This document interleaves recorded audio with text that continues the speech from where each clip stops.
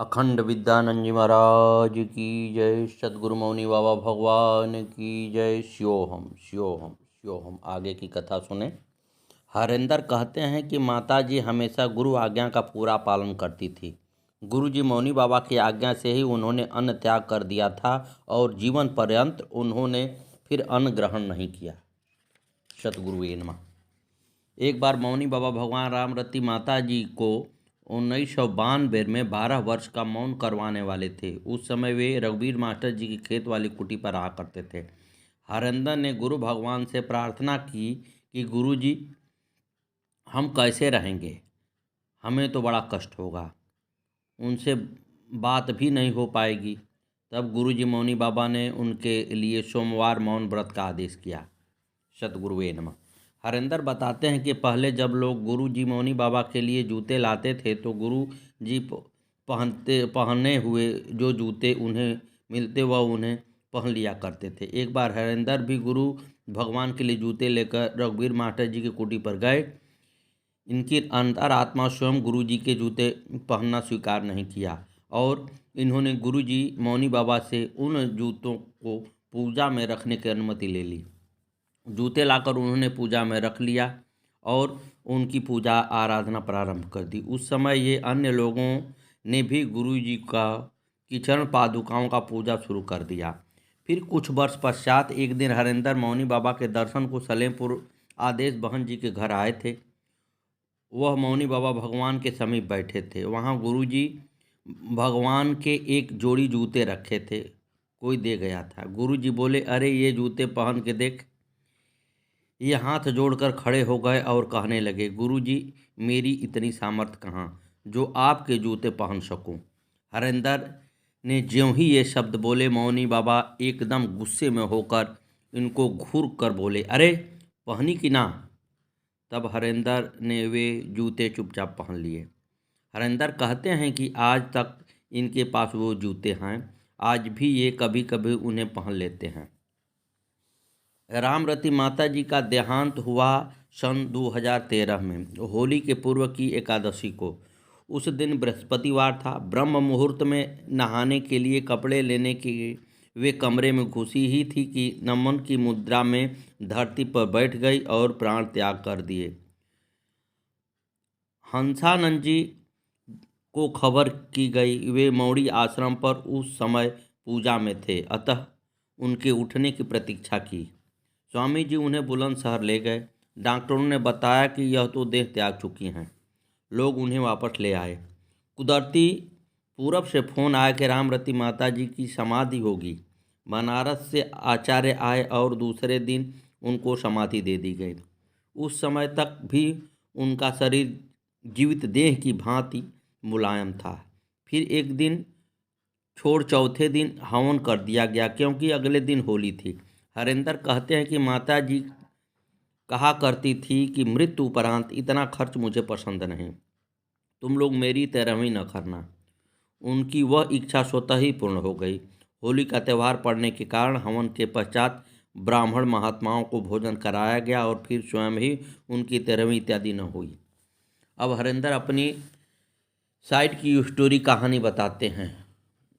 इनके mobile phone पर जब किसी का फ़ोन आता था तो एक ट्यूनिंग बजती थी जिसमें जयकारा लगता था, बोलो श्री सद्गुरुदेव भगवान की जय, बोलो श्री मौनी बाबा भगवान की जय, बोलो सभी विराजमान शक्तियों की जय, बोलो सद्गुरुदेव भगवान की जय। जिस दिन रामरती माता जी का देहांत हुआ था उसी सुबह की बात है। उस दिन हरेंद्र और उषा सुबह 4 बजे उठे और 6 बजे तक पूजा कर लिए। तभी मौड़ी से फ़ोन आया, जयकारे वाली ट्यून बजी। खबर मिली कि माता जी बीमार हैं, जल्दी आओ। ये लोग चलने की तैयारी करने लगे कि फिर फ़ोन आया, जयकारे की ट्यून बजी और कहा गया कि बुलंदशहर ही आ जाओ, वहीं ले जा रहे हैं। ये दोनों जल्दी जल्दी तैयार होकर गाड़ी में बैठे ही थे कि फिर फ़ोन आया और इस बार वह जयकारे वाली ट्यून नहीं बजी। समाचार मिला कि माता जी का देहांत हो गया है, गांव ही आओ। फिर कितने ही फ़ोन आए, 3 दिन तक सैकड़ों फ़ोन, परंतु जयकारे वाली ट्यून नहीं बजी। स्वतः ही उषा ने पूछा भी कि वह ट्यून क्यों नहीं बज रही है। हरेंद्र ने बताया कि स्वतः ही ऐसा हो गया है। फिर चौथे दिन हवन की पूरी तैयारी हो गई। रामू पंडित जी ने अग्नि प्रज्वलित की। 2-3 श्लोक ही बोले होंगे कि फिर फोन आया। इस बार अपने आप ही जयकारे वाली ट्यून बज उठी। वहीं इनकी चाचा ब्रह्म भी बैठे थे। हरेंद्र उनसे कहने लगे, देखो चाचा जी, अब मैंने कुछ किया तो नहीं। उसके बाद फिर जितने भी फोन आए सब में जयकारे वाली ट्यून बजने लगी। हरेंद्र बताते हैं कि मौड़ी आश्रम पर केवल इनके ही साथ नहीं वरन औरों के भी साथ मोबाइल में ऐसा ही करिश्मा हुआ। हरेंद्र बताते हैं कि इनके परिवार के सभी लोग मौनी बाबा जी को मानते थे, सिवा एक मीर सिंह चाचा जी के। चाचा जी का भी पूर्ण विश्वास गुरु भगवान में था, परंतु मीर चाचा के मन में उनका कोई सम्मान न था। बहुत पहले की बात है, गुरुदेव इनके घर पर सोए हुए थे। कहीं से मीर सिंह आए और उन्होंने वह खाट मंगवा ली जिस पर गुरु भगवान सो रहे थे, क्योंकि वह उन्हीं की खाट थी। घर वालों ने बहुत समझाया परंतु वे न माने। गुरुजी मौनी बाबा रात में ही वहाँ से चल गए। माता जी ने जब यह बात अपने भाई रूप सिंह को बताई तो उन्होंने तुरंत ही 2 पलंग इनके घर मौड़ी भिजवाए। सतगुरुवे नमः, सतगुरुवे नमः, सतगुरुवे नमः। वहीं मीर सिंह एक बार बहुत बीमार पड़े। इलाज के बावजूद भी जब बहुत दिनों तक ठीक न हुए तो एक दिन हरेंद्र से बोले, तू भक्त है, मेरे लिए मौनी बाबा से प्रार्थना कर दे। इन्होंने गुरु भगवान से निवेदन किया कि बाबा मीर सिंह बहुत कष्ट में हैं। चाची जी भी गुरुदेव से प्रार्थना करने आए। गुरु जी बोले, उसके बारे में हमसे मत कह, उसको विश्वास नहीं है। परंतु फिर भी उन्होंने दया की और वह धीरे धीरे ठीक हो गए।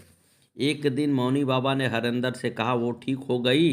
अरे वो दवाई से ठीक नहीं हुआ, उसे विश्वास ना हुई।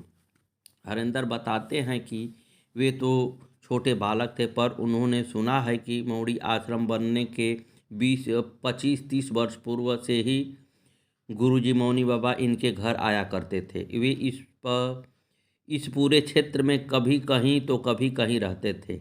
इनके गांव में 2 बाग थे। गुरु भगवान कुछ समय वहां भी रहे।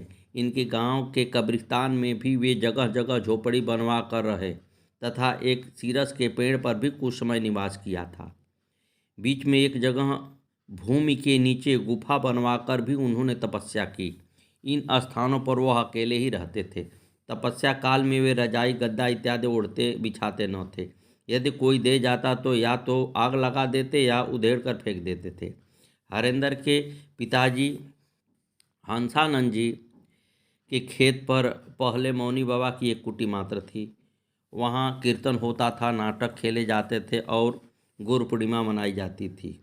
उस कुटी में एक बार चोरी भी हुई। चोरी का पता भी चल गया, परंतु गुरुजी मौनी बाबा ने कहा कि किसी से कुछ मत कहना। उनसे किसी ने कुछ भी न कहा, परंतु वे स्वतः ही कुछ समय बाद परेशान होकर मर गए। कुछ समय बाद गुरु भगवान की 2 मंजिले कुटी बनी। गुरु भगवान मौनी बाबा इस बीच नई नई जगह जाकर रह रहे थे। सतगुरुवे नमः।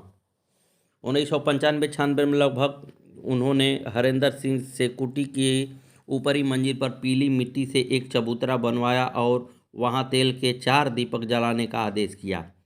उसके ऊपर वाले में उन्होंने एक घी का दीपक जलवाया और हरेंद्र सिंह को रोज सुबह शाम वहां बैठकर भजन पूजन करने का आदेश किया। हरेंद्र कहते हैं कि ये रोज वहां दीपक जलाते और भजन पूजन करते थे। गुरुजी मौनी बाबा भगवान की दया से इनका वहां मन बहुत लगता था। ये ताली बजा बजा कर वहाँ घंटों कीर्तन करते। गुरु भगवान जहाँ भी होते इनको दिव्य दृष्टि से देखा करते थे। जब ये उनसे मिलने गए तो मौनी बाबा प्रसन्नतापूर्वक ताली बजाकर बोले, अरे ऐसे ताली बहुत अच्छी बजती है। हरेंद्र समझ गए कि मौनी बाबा भगवान की उन पर नज़र बराबर रहती है। सलेमपुर के मीरू महाशय कुटी के आसपास घास फूस की सफाई किया करते और फुलवारी वगैरह लगाया करते थे। दीपकों के लिए बत्तियां बनाकर रखा करते थे। इस समय किसी ने सोचा न था कि यहाँ भगवान का इतना बड़ा आश्रम बनेगा। हरेंद्र सिंह कहते हैं कि यह उनके जीवन का बहुत ही सुंदर स्वर्णिम समय था। इस समय की याद इन्हें अब भी उसी भक्ति रस और गुरु भगवान मौनी बाबा की कृपा और दया के सागर में भिगोती रहती है। सतगुरुवे नमः। इस कुटी में एक सांप निकला था। जब ये पूजा करने जाते तो कभी तो मूड़े पर बैठा मिलता, कभी कहीं और।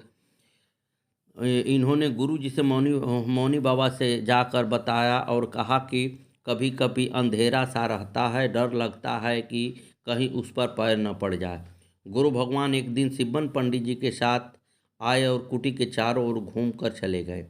शाम को जब हरेंद्र पूजा करने आए तो पता चला कि आज मौनी बाबा भगवान आए थे और कुटी के चारों तरफ घूम कर चले गए। हरेंद्र समझ गए कि गुरु जी ने सांप वाली समस्या हल कर दी। फिर इन्हें वह सर्प न दिखा।